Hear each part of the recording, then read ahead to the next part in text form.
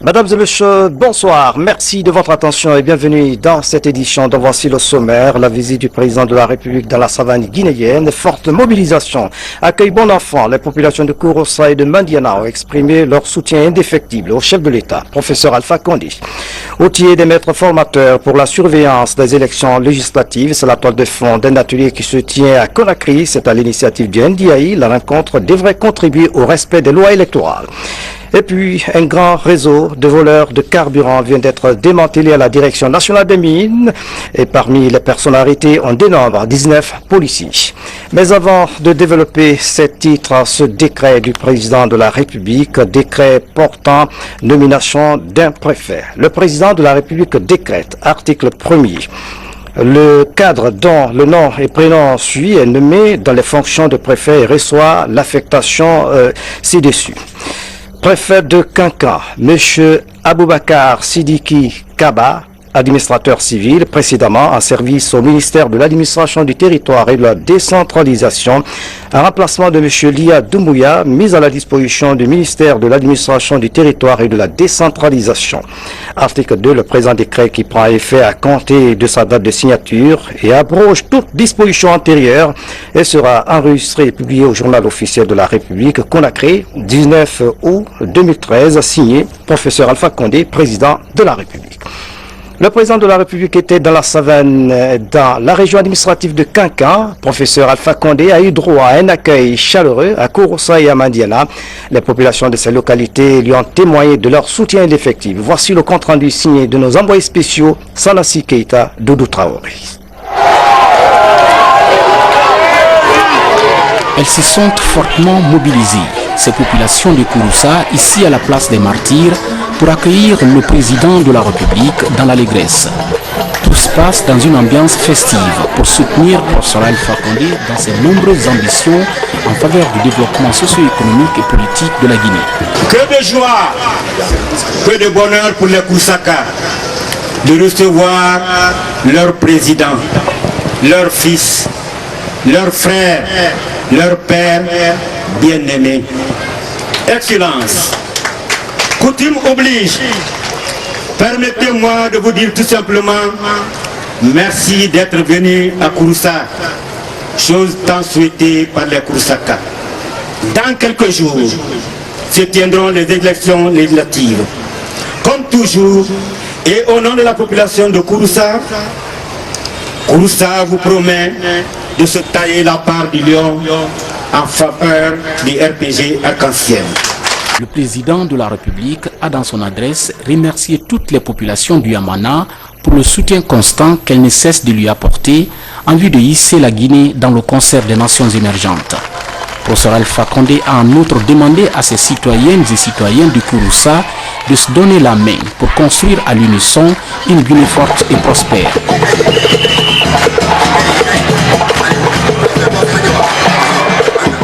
Et justement, c'est sur ces notes rassurantes que le chef de l'État a pris son vol pour Mandiana, ville où les populations sont sorties massivement sous une pluie battante pour acclamer le chef de l'État. À la maison des jeunes, l'ambiance est de taille.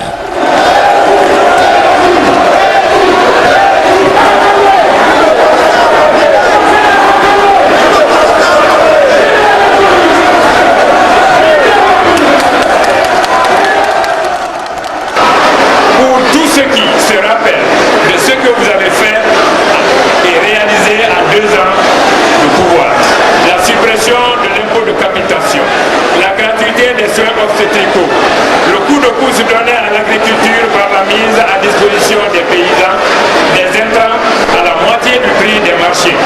La sortie du gouffre économique et financier du pays par l'atteinte du point d'achèvement. PPT, dont tous les gouvernements précédents ont couru après sans succès depuis 1996. Quoi donc de plus normal que les populations qui vous ont cru et suivi, quand tout ceci n'était que vœux pieux, soient fiers et comblés aujourd'hui. Nous sommes prêts à le démonter par le score que Mandiana donnera au RPG Arc-en-Ciel lors des prochaines législatives. Devant ces populations en effervescence, le chef de l'État a témoigné de sa volonté à apporter davantage tout son soutien nécessaire à la ville de Mandiana. Professeur Alpha Condé a par ailleurs appelé les populations de Mandiana à se départir toujours des considérations ethniques, communautaristes et régionalistes dans le but de mettre au centre de leurs préoccupations la Guinée, en vue de son développement socio-économique et politique rapide. Le président de la République dans la savane guinéenne. Après ce journal, vous suivrez dans la rubrique Info Plus l'intégralité de la rencontre du chef de l'État avec les populations de Kankan et de Sigiri. La première dame de la République, Haya Yene Kondé, était également en visite de travail en Haute-Guinée où elle a rencontré des groupements de femmes de la ville de Kankan. Il a été question de s'inquérir des préoccupations de la couche féminine en vue de faire des propositions visant à améliorer les conditions de vie des femmes. Le point avec Ali Badara Kondé. Ce sont des groupements de femmes évoluant dans la ville de Kankan qui se mobilisent pour échanger avec la première dame de la République, Hadja Yene Kondé. Au cours de cet entretien, ces femmes exposent les problèmes auxquels elles sont confrontées. Le financement des projets, l'acquisition d'équipements en intrants agricoles sont les plus urgents. Les femmes ont par ailleurs exprimé leur engagement à soutenir la première dame de la République dans la réalisation des projets entamés par sa fondation. Nous sommes venus saluer la première dame de la République, Hadja Yene Kondé, et reconnaître ses bienfaits. Nous lui demandons de nous aider. En nous aidant, elle aide nos maris et nos enfants. Donc, Iba Moussou Mademe, Ibra Adim Mademe, Iba Moussou Mademe, Ibra Kem Mademe. Cette rencontre de prise de contact avec la population à la base permet à la première dame de la République de s'imprégner davantage des conditions de travail de ces groupements. C'est pourquoi le général Bourema Kondé, l'un des fils du terroir, a rassuré ces femmes du soutien inconditionnel de la première dame de la République pour la réussite de leurs différents projets. C'est un plaisir pour nous, un honneur pour nous que d'être témoins de cette cérémonie qui en dit long sur le crédit que les Kankanais accordent à leur fille, qui est aujourd'hui la première dame de la République. De nos jours, ces groupements constitués en coopérative participent de façon active au développement socio-économique, mais aussi au maintien de la paix dans la ville de Kankan.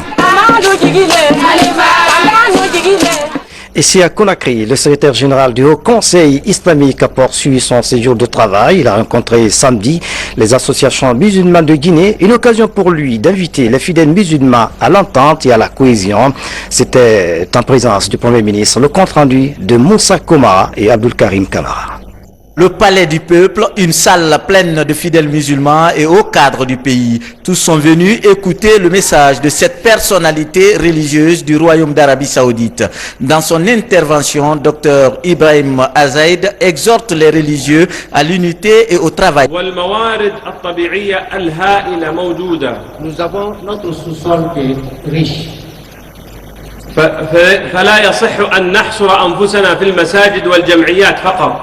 Nous ne devons pas nous claustrer dans les mosquées seulement ou dans les associations islamiques seulement. Nous devons participer tous au développement de ce pays. Cette rencontre est aussi une aubaine pour les associations islamiques de parler de leurs difficultés et l'ambition qui les anime pour le rayonnement de l'islam en Guinée. Nous nous sommes dit qu'il est bon que les musulmans mangent à leur faim, car celui qui a faim a une foi peut-être mitigée. Pour renforcer la foi, il faut d'abord que les musulmans de Guinée et d'Afrique trouvent à manger. J'ai donc dit que pour nous, pour le président de la République, le premier chantier qu'il a ouvert, c'est l'autosuffisance alimentaire. Et c'est pourquoi les imams, vous vous êtes réjouis du fait que le premier imam de la grande mosquée est des imams et le premier ministre lui-même se soit investi dans l'agriculture. J'ai dit c'est tout à fait normal. Le bon exemple vient toujours d'en haut. Et le chef de l'État a montré ce chemin.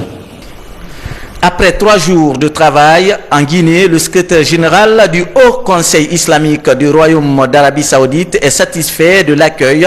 Il le témoigne par la remise de ce cadeau symbolique à son homologue guinéen. La Guinée vers les élections législatives du 24 septembre. La Commission électorale nationale indépendante, vous allez donc voir en image, il vient de faire la présentation des opérations réalisées au compte du chronogramme signé lors des accords politiques tenus au Palais du Peuple ici à Conakry. Les travaux ont été validés par les acteurs politiques. La CENI entend corriger les imperfections signalées par les acteurs politiques dans les prochains mois. Renforcer la confiance des partis politiques et de l'électorat, c'est le thème d'un atelier qui a ouvert ses travaux à Conakry. La rencontre vise à outiller des maîtres formateurs pour la surveillance des élections. L'initiative du NDI devrait contribuer au respect des lois électorales et l'implication des acteurs du processus électoral. Le point avec Mahamoud Bari. C'est une formation des maîtres formateurs pour la surveillance électorale par les délégués des partis politiques, initiée par le National Democratic Institute avec l'appui financier de l'Agence américaine pour le développement, l'USAID. Cette formation vise à outiller les représentants des partis politiques en technique de renforcement des capacités pour un bon déroulement du vote. La tenue des prochaines élections suppose la connaissance des textes de loi, le fonctionnement des bureaux de vote, mais surtout le rôle des maîtres délégués. C'est des partis politiques et les citoyens dans la qualité du processus et ça contribue à le déroulement au processus pacifique et démocratique, crédible et transparent. Des thèmes comme la préparation et le déroulement d'une mission de surveillance, les stratégies de recrutement et de redéploiement des délégués et les fondamentaux d'une surveillance électorale seront abordés au cours de cette formation. La cinquantaine de représentants des partis politiques va également parler de la sécurisation du scrutin, l'observation du vote et la remontée des données dans les différents états-majors des partis politiques.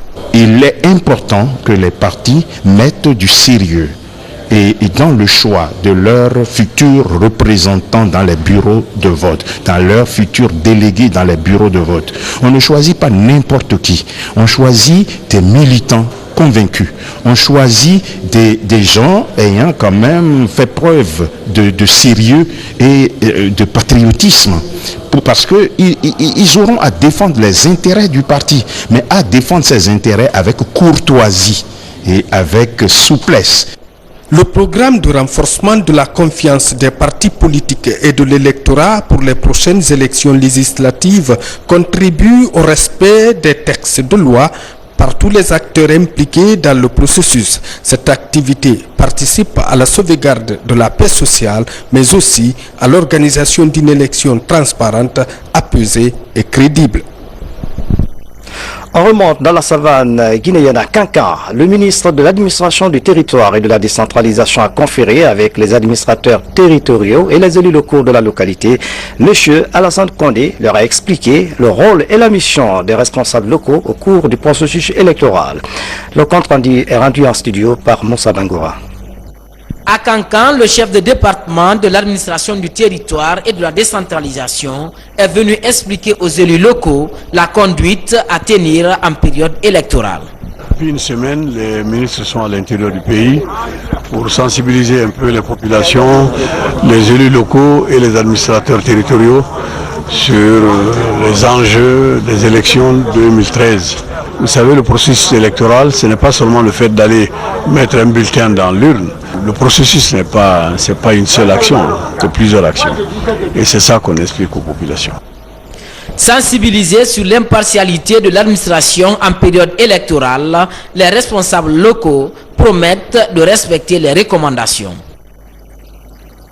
Dans l'actualité encore, les équipes de reportage de la RTG ont quitté Conakry pour l'intérieur du pays. Ces équipes vont sillonner les régions naturelles pour recenser les préoccupations de la population et les actions engagées par le gouvernement en faveur de la Guinée profonde. Le point avec Mangué Dantouma Souma. C'est parti ce dimanche soir pour la Guinée profonde. Une mission commandée de la direction générale de la RTG Konoma a mis en route ses équipes de reportage qui se rendront dans une vingtaine de villes de l'arrière-pays. C'est dans le sens de la volonté du chef de l'État de rapprocher la télévision nationale et la radiodiffusion nationale de la population, faire en sorte que la RTG joue véritablement son rôle, que les journalistes puissent restituer les préoccupations de la population guinéenne. Donc ces équipes-là vont aller à l'intérieur du pays. Le président nous a offert 4 véhicules. Ces 4 véhicules vont sillonner le pays, au moins 20 villes pour cette première étape, pour, comme je l'ai dit, restituer l'essentiel de ce qu'on peut trouver de bon à l'intérieur du pays. Dans les 4 régions naturelles, tous les sujets liés au développement socio-économique des localités seront abordés. Nous partons à l'intérieur du pays pour confirmer l'assertion qui dit que la Guinée est le pays des merveilles. Nous partons pour amener nos téléspectateurs à découvrir la Guinée, une autre facette de la Guinée, les sites touristiques, nous en avons assez, en parlant par exemple de la haute Guinée, de la moyenne Guinée, de la basse Guinée et de la forêt. Donc nous allons pour faire découvrir la Guinée à nos téléspectateurs. Fidèle à sa mission de média de service public, la RTG entend étendre son champ d'action sur les activités socio-économiques dans le but de donner l'image d'une Guinée émergente sous la Troisième République, dotée d'énormes potentialités naturelles à faire découvrir au monde extérieur. L'autre temps fort de cette édition, le chef d'état-major général des armées poursuit sa tournée d'information et de sensibilisation. Le général Namouri Traoré était ce lundi aux états-majors particuliers, une occasion pour lui d'inviter les militaires à assurer la sécurité des personnes et de leurs biens en prélude aux élections législatives du 24 septembre 2013. Il a aussi exhorté la troupe à la vigilance. Voici le reportage de Sergent Lamine Sanakamara, correspondant de la presse militaire. Après le bataillon du quartier général, le chef d'état-major général des armées a mis le cap sur 2 autres états-majors ce lundi. Le statut particulier des militaires, dans son article 16, je cite, les promotions au grade supérieur ont lieu au mérite lorsque les conditions de diplôme, de grade, d'ancienneté sont remplies et en fonction du tableau d'avancement. Si nous voulons être comme les autres armées, nous avons l'obligation de faire ce que font les autres armées. Une occasion mise à profit par le général de division Namouri Traoré pour réitérer à la troupe son plan d'action qui consiste à la formation et la gestion des ressources humaines. Dans l'armée, il n'y a pas de grève. C'est ça la différence entre nous et les civils. Mais il y a le droit de recours.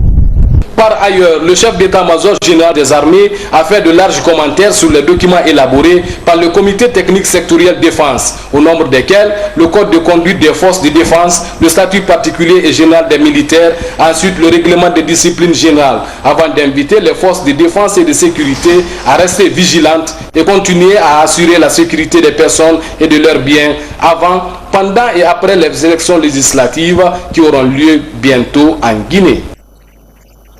Le chef d'état-major général des armées, général Namouri, en tournée dans les garnisons militaires. Environ 4000 nouveaux fonctionnaires recrutés au compte de la police nationale. Ces jeunes agents vont être un appoint à l'effectif de la police. Vous le voyez donc en image. C'est une initiative du gouvernement guinéen qui entend rajeunir progressivement l'administration générale et le secteur de la sécurité. La publication de cette liste fait l'objet de nombreux commentaires. Ce matin, des mécontents étaient devant la direction générale de la police. Je vous le disais en titre, un réseau de voleurs des hydrocarbures vient d'être démantelé à la Direction nationale des mines. C'est un détachement de la garde présidentielle en patrouille qui a arrêté ces voleurs. Parmi eux, 19 policiers. Ils sont actuellement à la direction des investigations judiciaires de la gendarmerie nationale. Sergent Alassane Yabi, correspondant de la presse militaire, me fait le point. C'est l'un des plus grands réseaux de vol de carburant. Découvert par un détachement de la garde présidentielle en patrouille, un groupe de policiers est soupçonné dans cette affaire. Pendant 18 mois, les présumés auteurs ont opéré sur le site à travers les tuyaux reliant le port autonome de Conakry au dépôt central situé à la Direction nationale des mines. Il y a la société qui livrait des fenêtres parce que les pertes étaient énormes. Mais le problème c'est quoi? Ils ne savaient pas d'où venait la fuite. Donc c'est à partir de vendredi à 2h du matin, quand on a vu les installations, et jusqu'à l'heure où je vous parle, le carburant est en train de se perdre dans le bunker. Parce que quand on pompe à partir du port, le carburant vient dans ce bunker-là, et c'est à partir de là on met les motopompes et on tire, on met dans les citernes ou dans les fûts. Vendredi à 23 h, les deux policiers m'avaient trouvé. Ils disent qu'ils ont un déplacement à derrière gouvernorat. Vous payez 400 000, je peux aller. Il dit que ok, allons. Moi avec son commissaire, on avait parlé. Comme ça, il dit que viens. On est en train de chercher du carburant. Et un convoyant est venu dans le pick-up béret rouge, qu'ils ont des gardes présidentiels. Maintenant, ils ont commencé de faire du bruit avec des commissaires. Moi, comme je n'aime pas dedans, je ne connais pas ce qui s'est passé. Il m'a déplacé. Moi aussi, je me retiré. Arrêté au dépôt central, l'un des policiers mis en cause rejette les accusations portées à son encontre. Les fûts de carburant étaient au nombre de 10 et il y avait aussi 9 bidons. Et la pick-up qui était partie, c'est la pick-up qui transporte les agents. Il y a le banc au milieu en fer. Donc on ne peut pas mettre les fûts là-bas. Donc le chef de mission a décidé maintenant d'aller chercher un déplacement. Pourquoi? Parce que les véhicules, les policiers aujourd'hui sont au garage pour les réparations. C'était pour amener les fûts à la sûreté. Pour l'heure, c'est difficile de chiffrer encore les pertes enregistrées par les responsables de la société d'hydrocarbures. Déjà, une enquête est ouverte pour situer les responsabilités. C'est un dossier à suivre. L'autre image de l'actualité nationale soutient aux actions du chef de l'État, professeur Alpha Condé.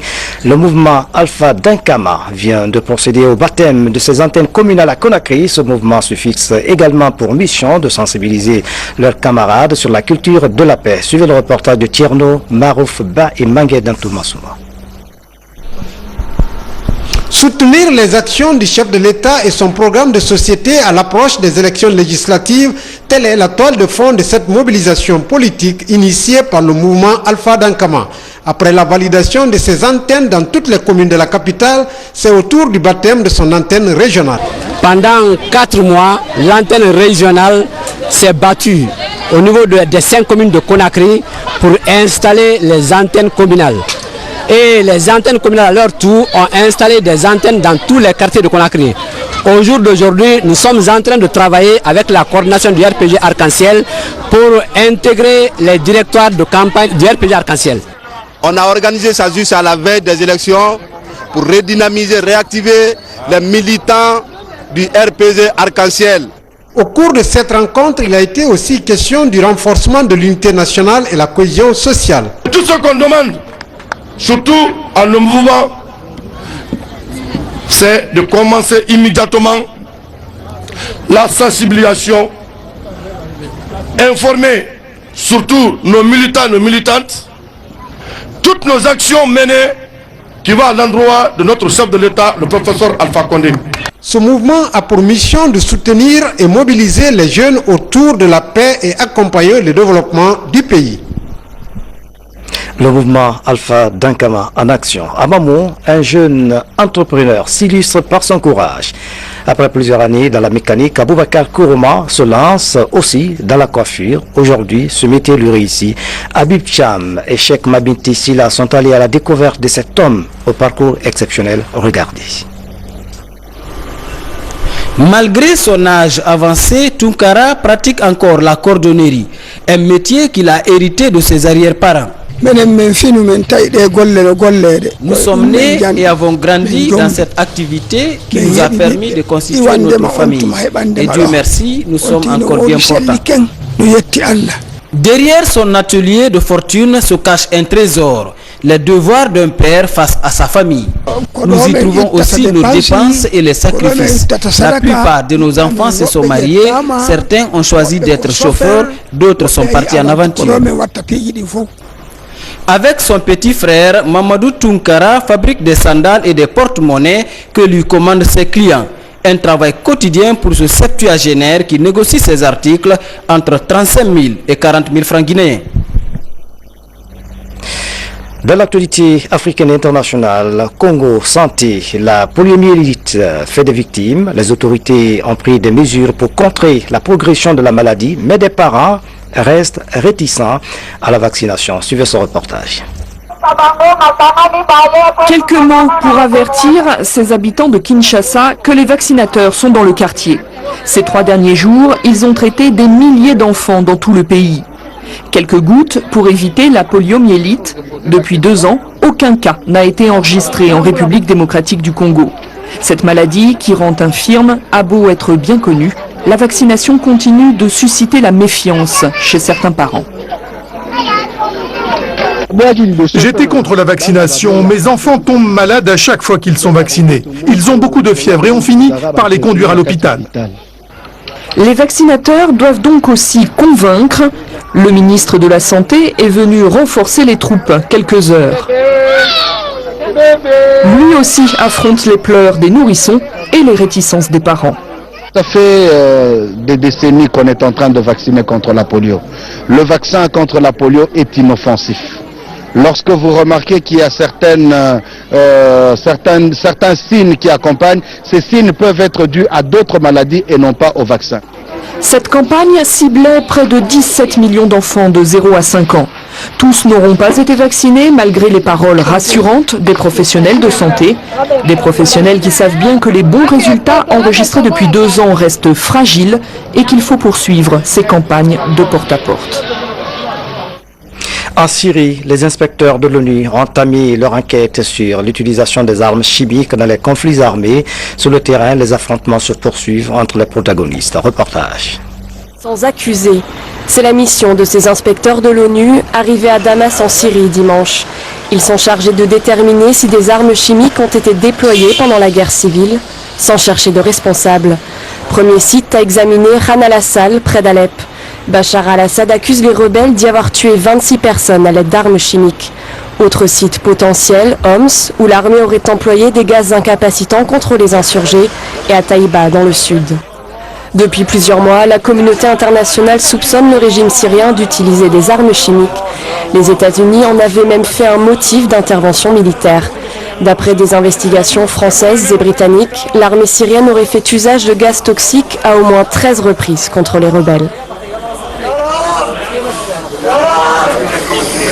La conclusion du laboratoire est claire, il y a du gaz sarin.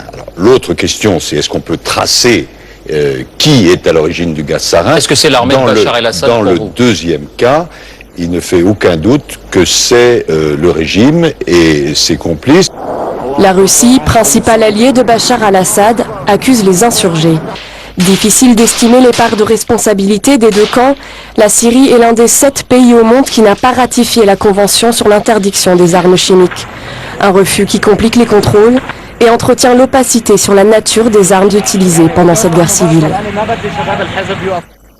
Intempéries aux Philippines, les pluies torrentielles ont fait d'importants dégâts dans la capitale. C'est le premier élément de nouvelles internationales sous forme de télégramme en images. Regardez. La capitale des Philippines noyée sous les eaux. Les pluies torrentielles qui se sont abattues sur Manille ont provoqué la montée des eaux dans plusieurs quartiers de cette ville de 12 millions d'habitants. L'alerte rouge a été décrétée tandis que les écoles, les administrations et la bourse ont été fermées.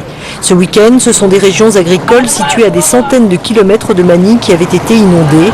Des précipitations particulièrement violentes dues à la conjonction de la mousson et du passage d'une tempête tropicale.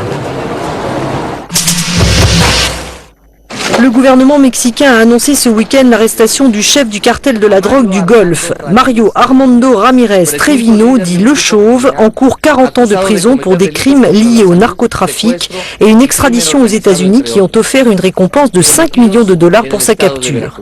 Au Mexique, les violences liées au trafic de drogue ont fait 70 000 morts depuis 2006.